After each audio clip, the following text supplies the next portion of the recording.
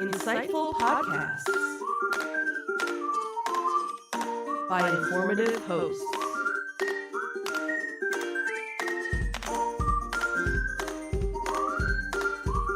Insights into Things, a podcast network.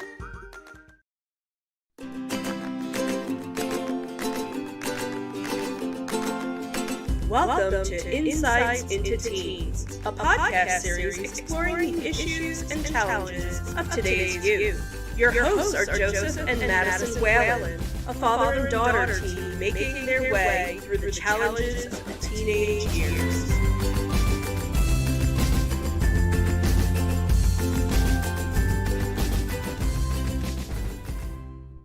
Welcome to Insights into Teens. This is episode 163, Understanding Your Emotions. I'm your host, Joseph Whalen, and my happy and healthy co-host, Madison Whalen. Hi, everyone. How you doing, Maddie? I'm all right. How about you? I'm doing all right. This was not a bad week. We're a day late here because we had a family fire pit night last night before the weather turned bad on us here, so we kind of postponed it today. Anything exciting going on with your week? Not currently. It's kind of been chill week. Chill week. Nothing wrong with that. Nope. Well, not with the temperature, at least. Well, yeah, temperature's like in the 60s here. It's ridiculous. Mm-hmm. So part of our effort in this series of 10 here is we're kind of building on what we kicked off in 161 with our emotional intelligence. So today we're talking about understanding your emotions. Emotions are complex and at times can be overwhelming. Emotions help us deal with the world around us and to handle our experiences. On today's episode of Insights into Teens, we're going to take a look at how emotions help us. We'll discuss some basic rules about emotions, and we'll look at tips on building emotional awareness. But as always, before we do that, I'd like to take a moment to invite our listening and viewing audience to subscribe to the podcast. You can find audio versions of this podcast listed as Insights into Teens. You can find video and audio of all the network's podcasts listed as Insights into Things. And we're pretty much anywhere you can get a podcast now, Apple, Spotify, Google, and so forth. We'd also invite you to write in, give us your feedback, tell us how we're doing, give us your show suggestions. You can email us at comments@insightsintothings.com. You can DM us on Twitter at insights_things, or you can find links to all our social media and more on our official website at insightsintothings.com. Are we ready? Yes. Here we go.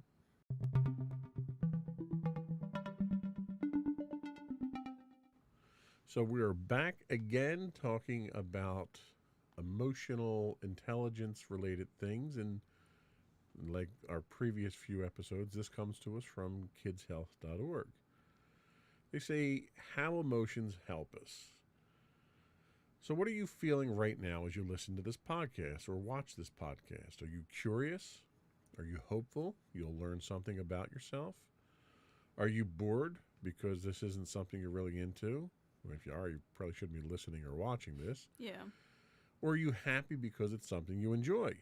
And perhaps you're distracted by something else, like feeling excited about your weekend plans, or sad because you just went through a breakup.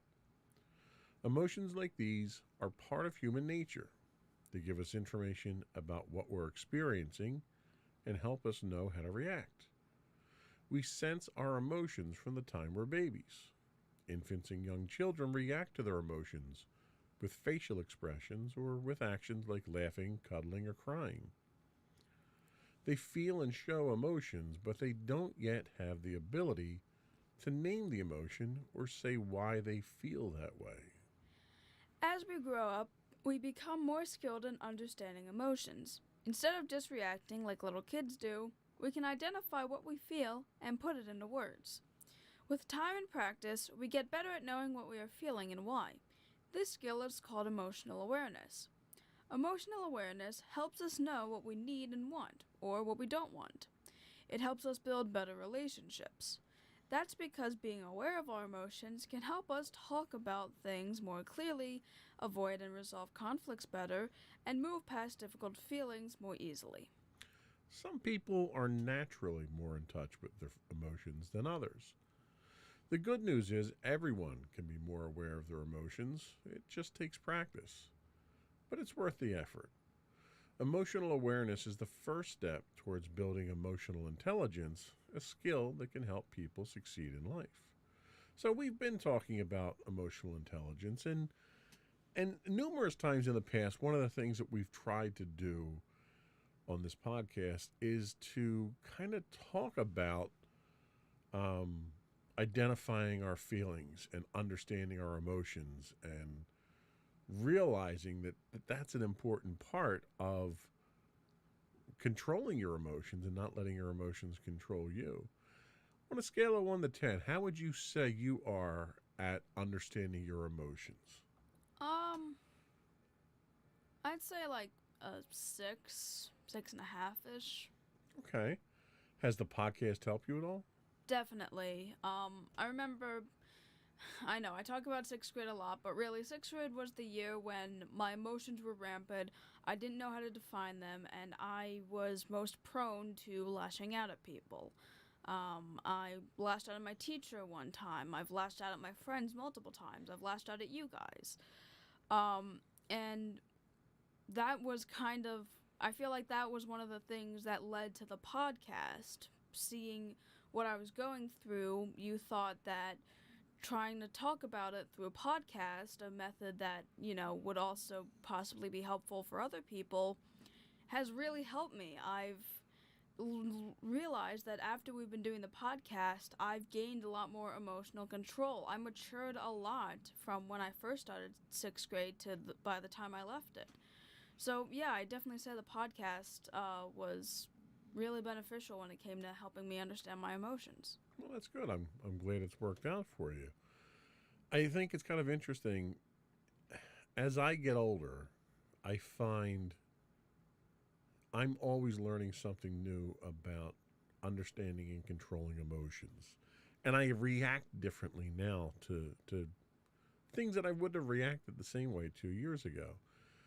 And a great example of this is Sam, your brother Sam, had me playing the new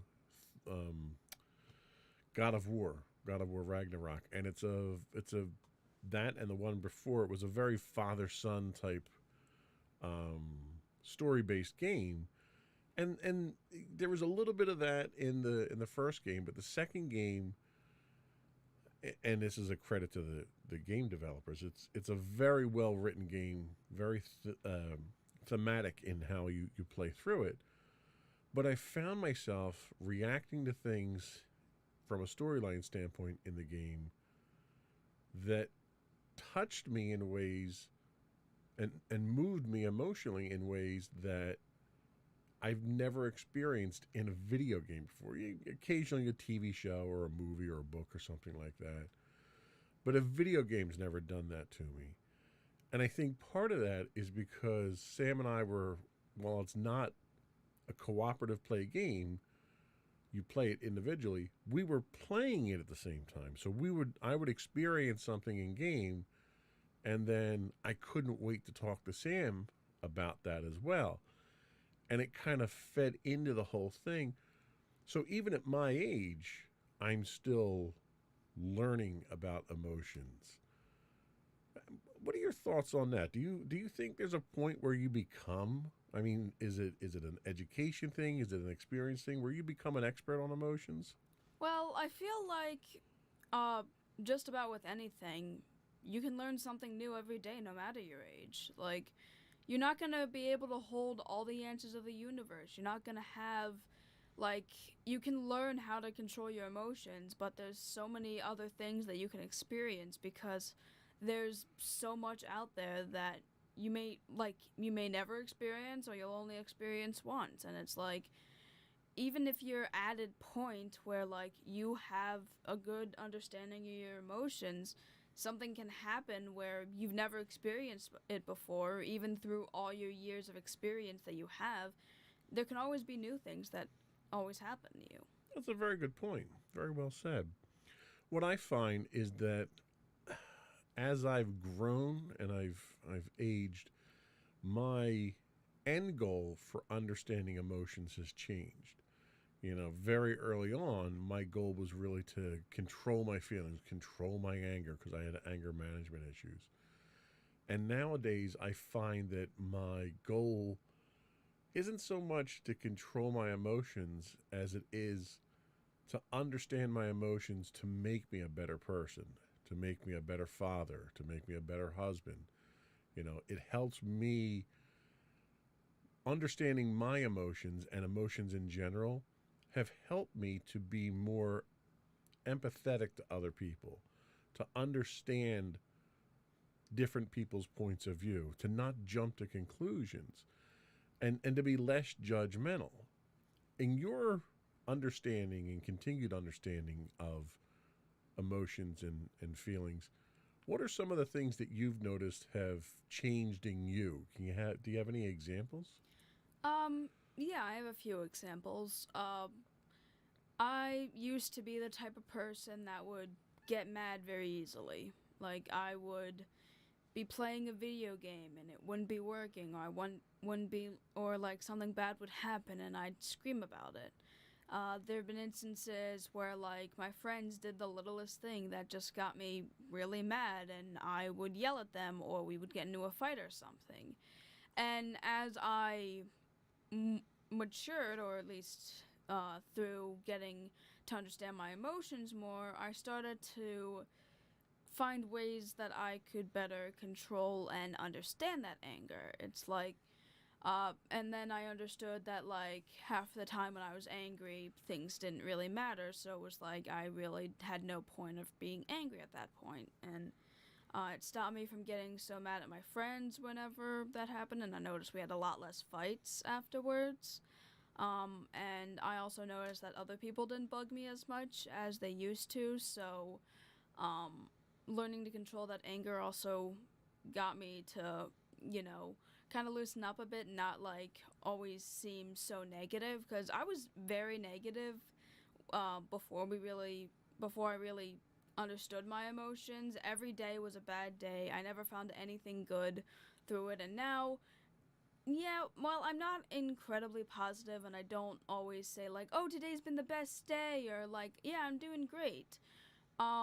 I still, like, find funny stuff that happens, and I'm not always as mad as I used to be. I'm not like, oh my god, this was the worst day ever, but, I'm also not, I'm kind of getting a middle ground there, being slightly more positive at least, so. Yeah, and that balance, that emotional balance that you demonstrate is very obvious to the casual observer. The one thing that I've noticed in understanding my emotions better and making that effort, and it is an effort. I mean, it doesn't just come naturally. You have to observe, you have to be patient with yourself. It's an effort to understand emotions, but I found that in understanding my emotions, it helped me to better understand other people and their emotions. Have you found that to be the same type of thing for you, where you understanding your emotions have allowed you to be more in touch with other people's emotions? Yeah, definitely. And again, an example with my friends, whenever I would get mad at my friends and I'd yell at them and we get into fights, eventually when I stopped doing that, I kind of became the mediator for my friends' conflicts, because they'd get mad at each other and I would kind of be the one to tell them, hey, come on, let's chill out, let's talk about it, it's gonna be fine. And I realized that after, like, I basically went from starting the conflicts to trying to understand all the different sides of the argument to stopping them. And another thing is when I would have experiences that some of my other friends would experience, and while they'd obviously not be the same and probably wouldn't react the same, it got me to learn basic empathy for people. And even though I was empathetic beforehand, I got really empathetic, and I was able to better understand what people were going through, especially if we had a similar situation. Yeah, and that's a good point. I mean, emotions influence pretty much every aspect of our lives, and understanding even them just a little bit better makes us better attuned to the world around us. We're going to take a quick break, and when we come back, we're going to talk about the basics of emotions. We'll be right back.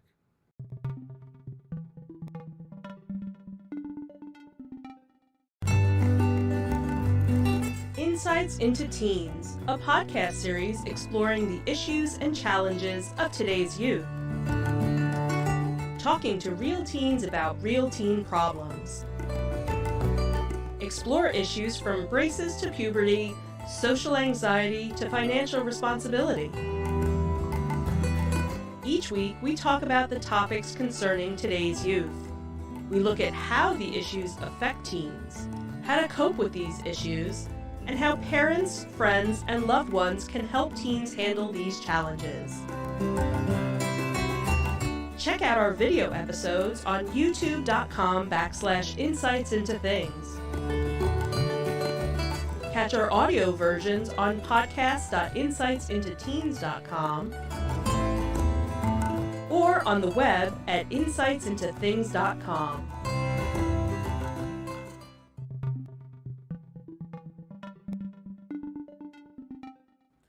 Welcome back to Insights into Teens. Today we're talking about understanding your emotions. And now we're going to talk about the basics of emotions. Emotions come and go. Most of us feel many different emotions throughout the day. Some last just a few seconds, others might linger longer and become a mood.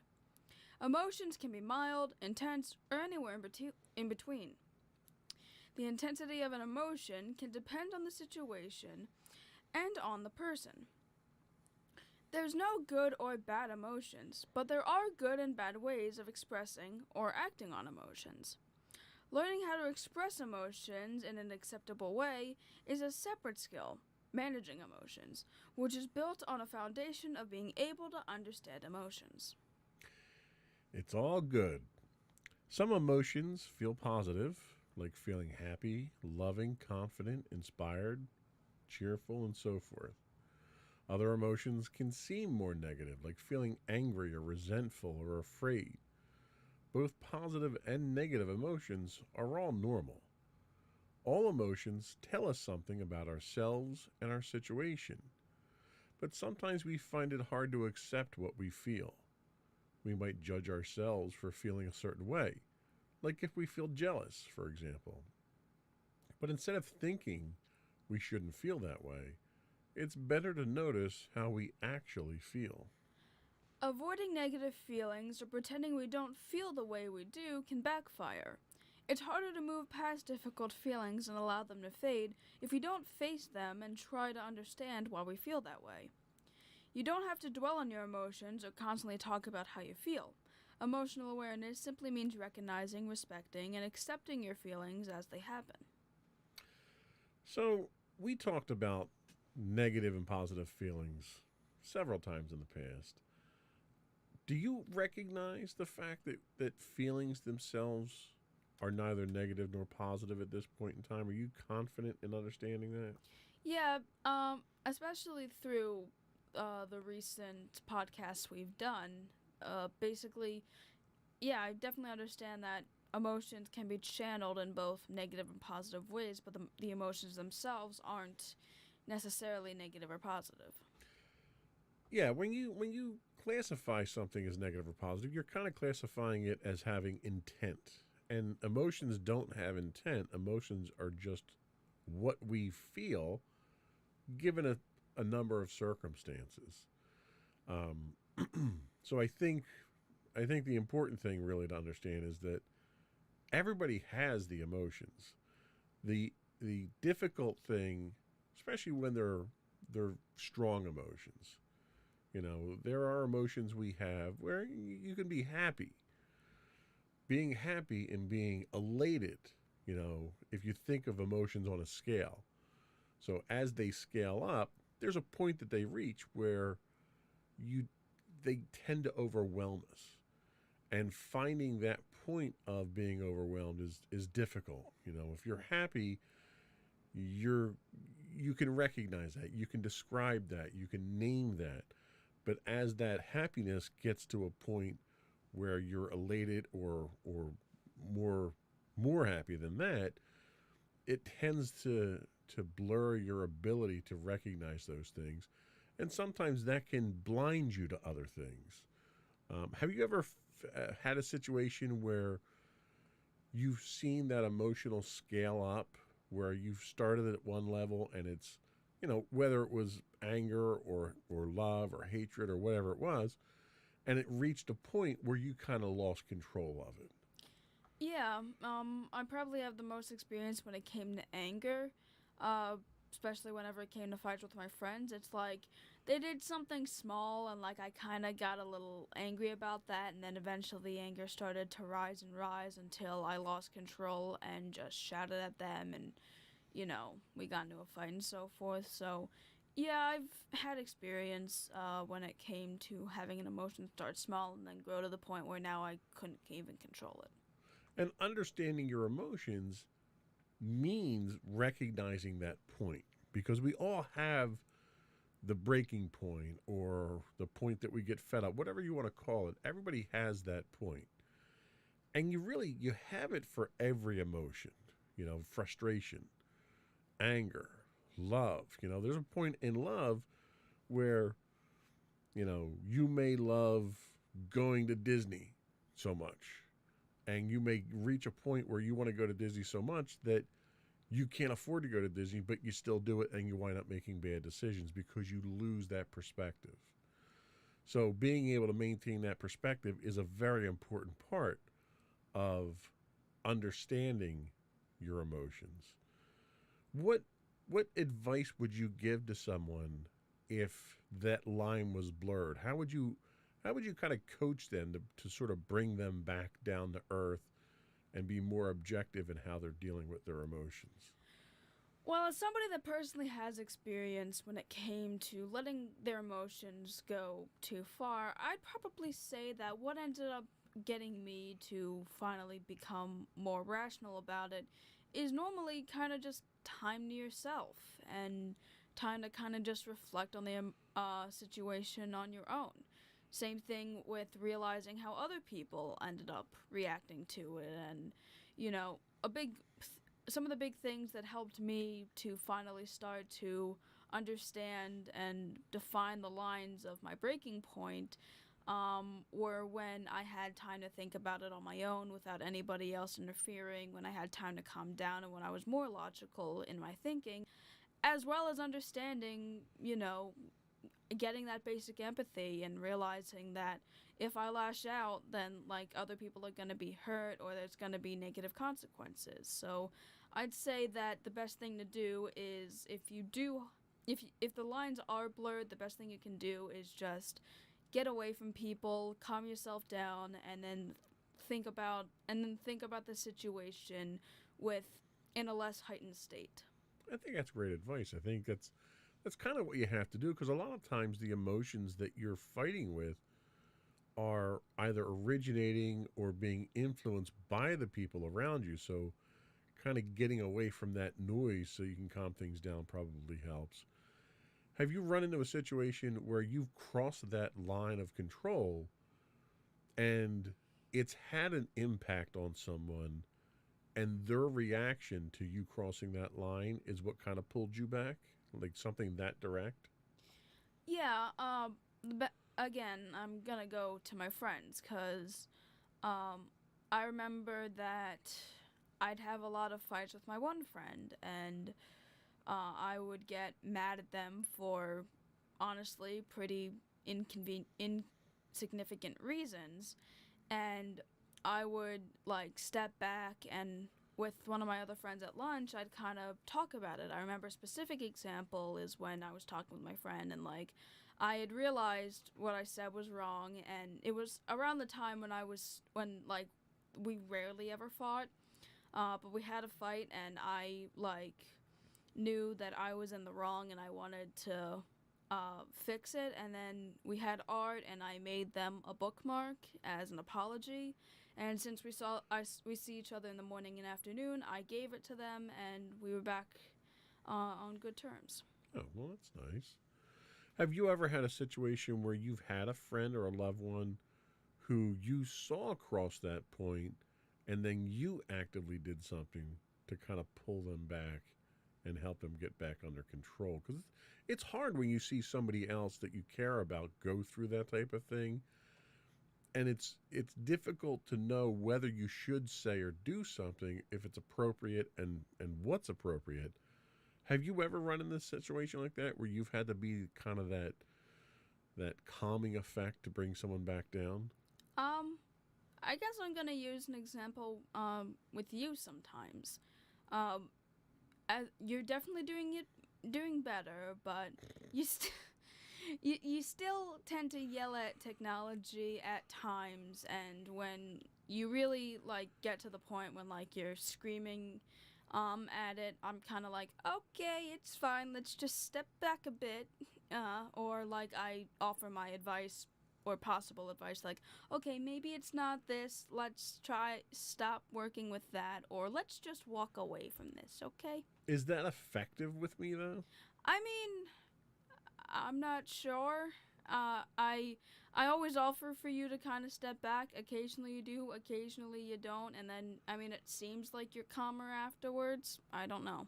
So you do have that calming effect on me when I get to that. I'm so glad I could be the example, the bad example. I'm for sorry. you. I keep mentioning my friends, and I don't I don't want to have to use the same example. No, that's fine. I mean, it is what it is. If I'm the first one that comes to mind there, then that's perfectly fair. I asked the question, right? Shouldn't ask the question if I don't want to hear the answer. Yeah. All right, well, we're going to take another break, and when we come back, we're going to talk about building some emotional awareness. We'll be right back. Alrighty.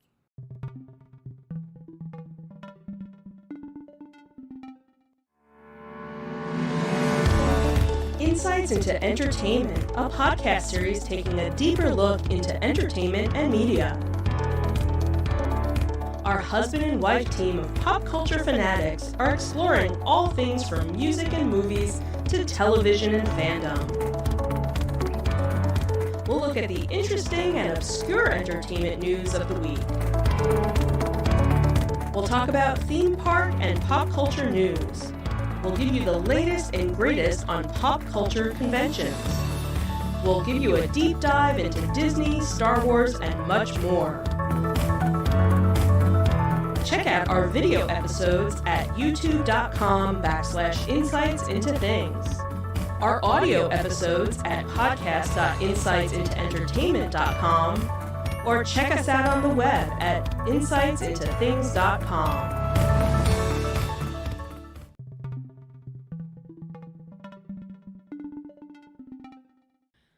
Welcome back to Insights into Teens. Today we're talking about understanding your emotions. And now we're going to talk about building emotional awareness.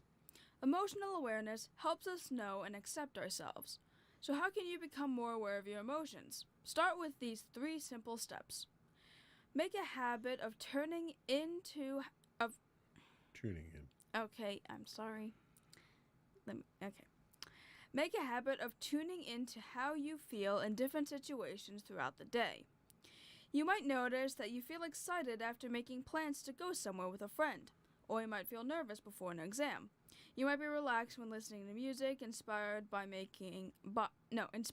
art exhibit, or pleased when a friend gives you a compliment. Simply notice whatever emotion you feel, then name the emotion in your mind.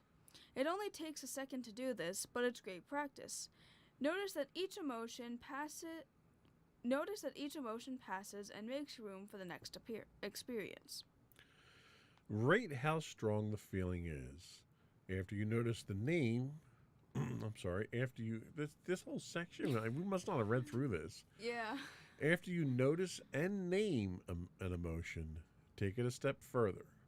Rate how strongly you feel the emotion on a scale of 1 to 10, with 1 being the mildest feeling and 10 being the most intense. It's kind of what I was telling you about. Share your feelings with the people closest to you. This is the best way to practice putting emotions into words, a skill that helps us feel closer to friends, boyfriends, girlfriends, parents, coaches, etc., etc. Make it a daily practice to share feelings with a friend or family member. You could share something that's quite personal or something that's simply an everyday emotion. Just like anything else in life, when it comes to emotions, practice makes perfect, although nobody's perfect. Yeah. Remind yourself there are no good or bad emotions, and don't judge your feelings. Just keep noticing them and naming them. So I think that's another interesting point that they make is naming emotions. I think naming emotions, when you feel them, connects you to them, and it makes them a little bit easier to comprehend and understand. When you have these feelings, do you find that you can accurately name them and better understand them? Half the time.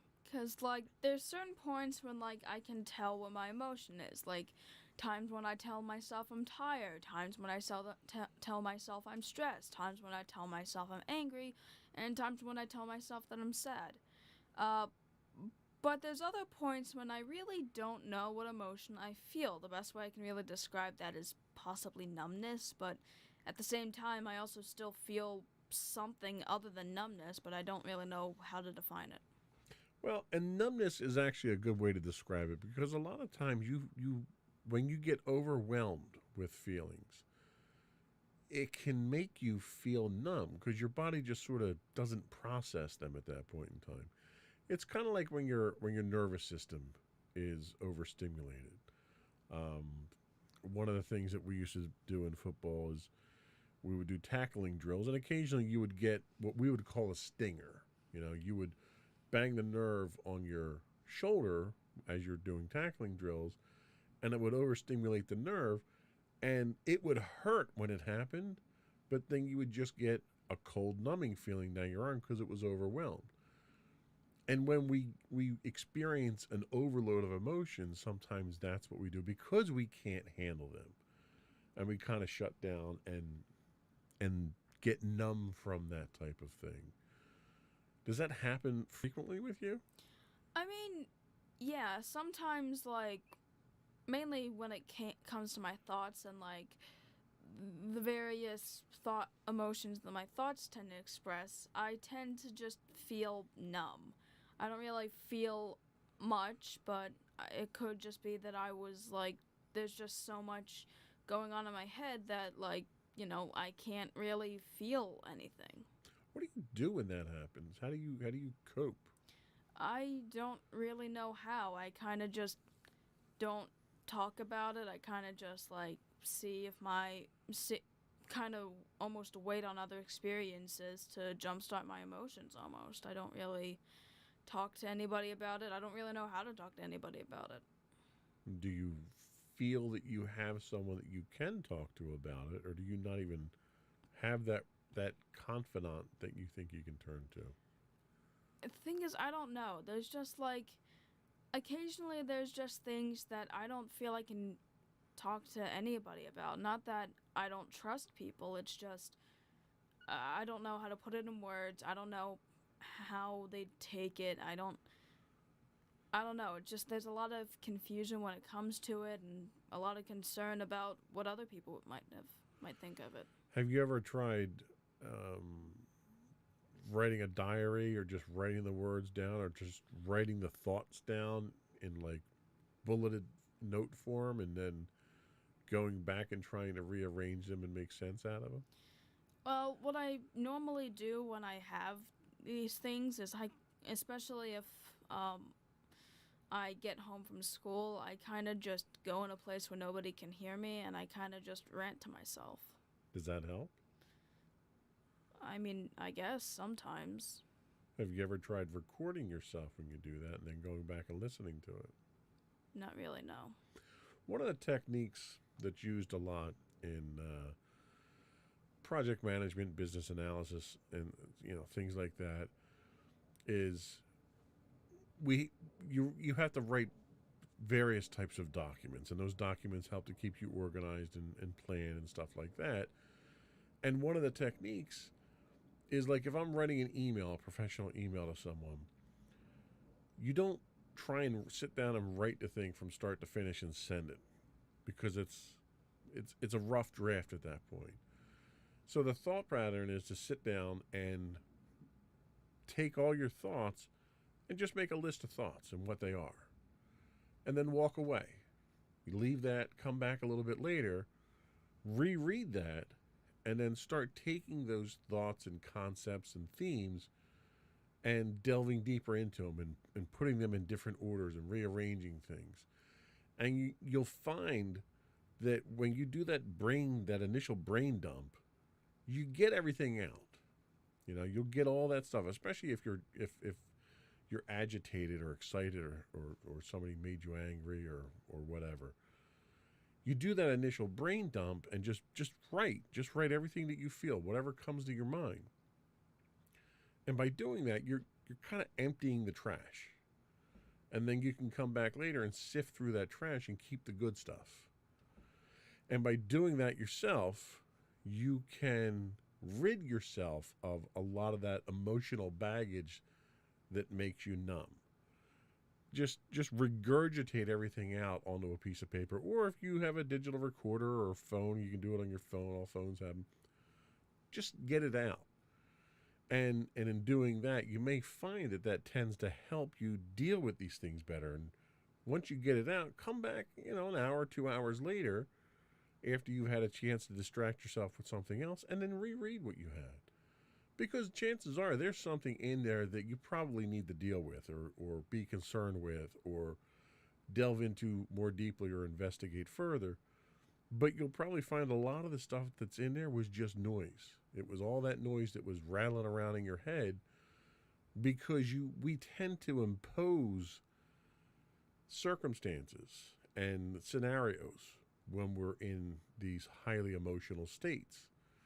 And I think once you put that down and sift through it all, what's left over is really how you feel. That's really what your emotions are and what's important.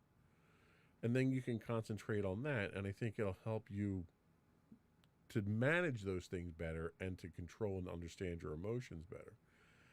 Does that sound like it's something that might be helpful or worthwhile to you?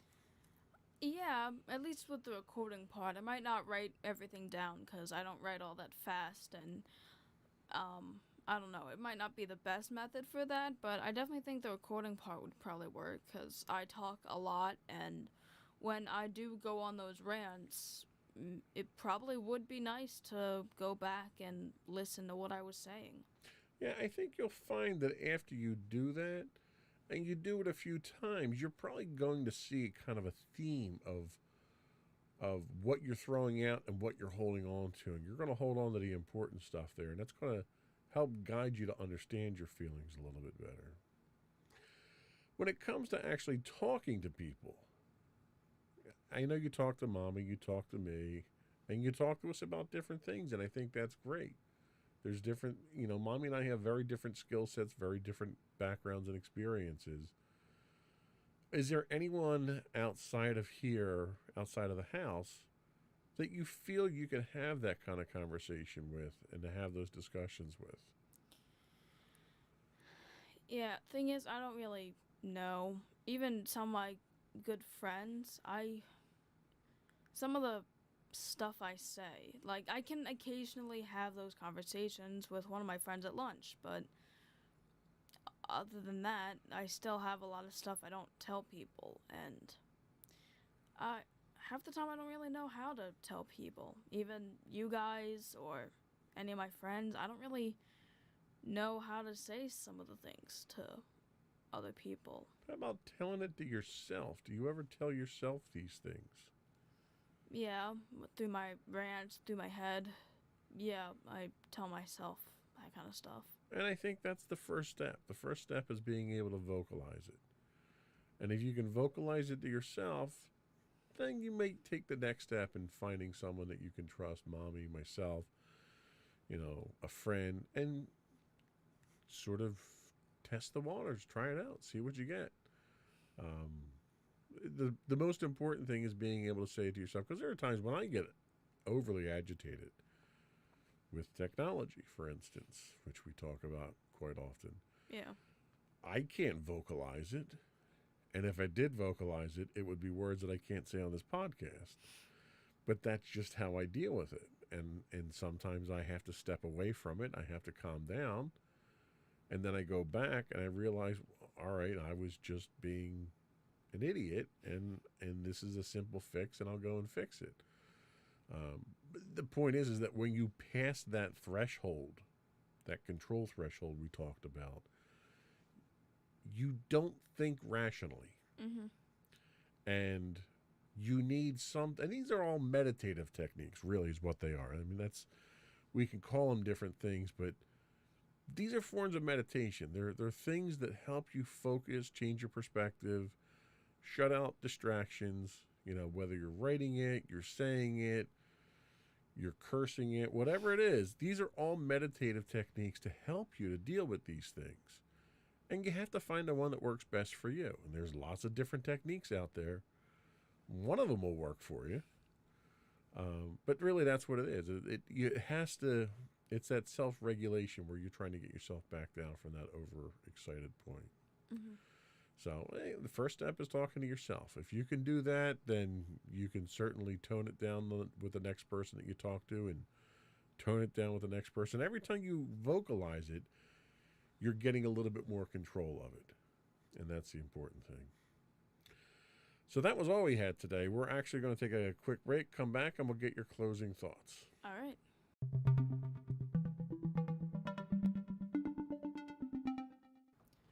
All right, so to everybody out there, I just wanted to say that learning to understand your emotions and gaining the knowledge to understand your emotions is something like everything, where it's something that you're going to always be learning. No matter how old you get or how much experience you gain, there's always going to be new things for you to learn. And it's also important to know that if you can't completely understand your emotions, then that's fine too. Know that you are able to understand your emotions, and kind of like along with what you said, the idea of telling yourself first and vocalizing it's the first step. If you're not able to talk to other people about it, at least be able to put it to words. Okay. Sage advice as always. Thank you. That was all we had today. Before we go, once again, I would like to invite our listening and viewing audience, who probably already subscribed if you're listening to this now, to continue to subscribe to the podcast. You can find audio versions of this podcast listed as Insights into Teens. You can find video and audio of all the network's podcasts listed as Insights into Things. Anywhere you can get a podcast: Pandora, Castro, Stitcher, Podbean, etc. I would also invite you to give us your feedback. Tell us how we're doing. Give us your show suggestions. Tell us what you want us to talk about. Tell us what you don't want us to talk about. You can email us at comments@insightsintothings.com. You can find us on Twitter at insights_things. You can find high-res versions on our YouTube channel. We also stream 5 days a week on our YouTube channel at youtube.com/insightsintothings. We also stream 5 days a week on Twitch at twitch.tv/insightsintothings.